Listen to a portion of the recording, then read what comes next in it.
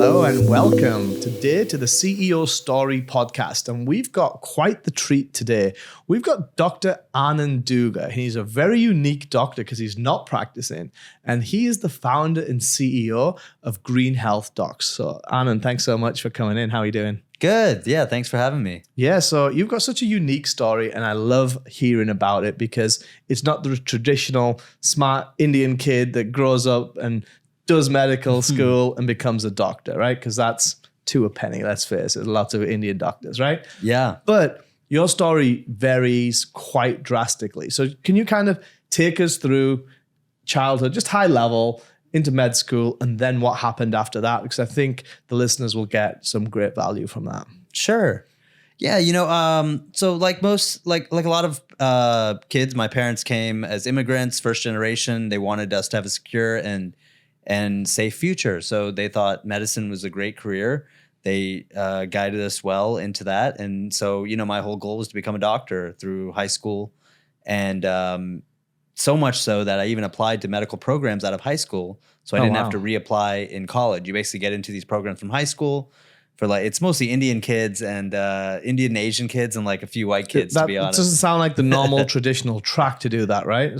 Or is it? No, you basically have to apply for these programs in high school.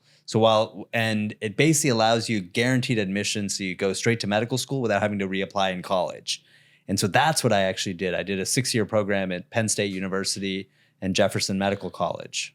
So you do the college and kind of the university together? Is it merged? You do 2 years of college and then the 4 years of medical school. Okay. So it's just an abridged, 2 different places. Okay. So the college was at Penn State University in State College, Pennsylvania. And then the medical school was in Philadelphia, Pennsylvania at Jefferson Medical College. Okay. So I went there, didn't really know what I was going to do. I wasn't unhappy that I was a doctor, but I didn't feel like this is what I wanted to do. I picked anesthesiology. That's what I ended up specializing in, did residency in, and then ended up practicing as a board certified, doctor, like fully trained and practicing doctor. Okay. And then what happened? Yeah, then around 2010, my brother ended up going into ear, nose, and throat surgery residency. And, we had this idea that maybe I should leave anesthesia and do surgery as well. And I went to the same program and we were residents in the same program together doing ear, nose, and throat surgery. But I didn't love it. I just wasn't happy there. I was miserable, overworked and stressed, and it just wasn't for me. And so I left. And I thought I would just go back and do anesthesia, but I didn't realize that when I had left anesthesia the first time, I hadn't practiced in years, so I couldn't get a job at any hospital. Okay. So I was unemployable, had a medical degree, but I was unemployable, unable to get any income or any work. So out of desperation, I started looking at medical businesses because I figured at least I could do something like that. So it was kind of the next best resort. Yeah, I mean, it's just what I knew. I mean, I figured it can't be that hard to start a business if I went through medical school, because everyone always says medical school is like the worst thing you could ever do. And so I figured I could figure it out, and I didn't have a choice because I didn't think I was ever going to be able to be a doctor anymore. So what made you pick the first business? It was really what was the first business? Let's start there. Yeah, so the first business was ketamine infusions for depression. And it was really what it was is I was reading different email alerts about medical news in medical journals. And I would see things like ketamine infusion centers and clinics and this kind of hot topic. So then tell us, how did you transition from the ketamine space into the marijuana space?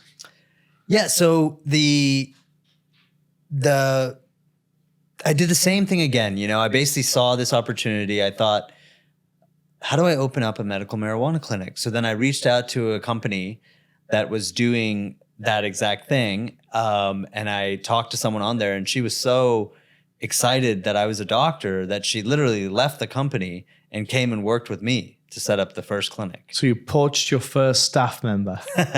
I didn't even mean to poach her. She ran. She was so unhappy there, I guess, that she ran over to me as fast as she could. And she helped me set up the very first clinic in Maryland.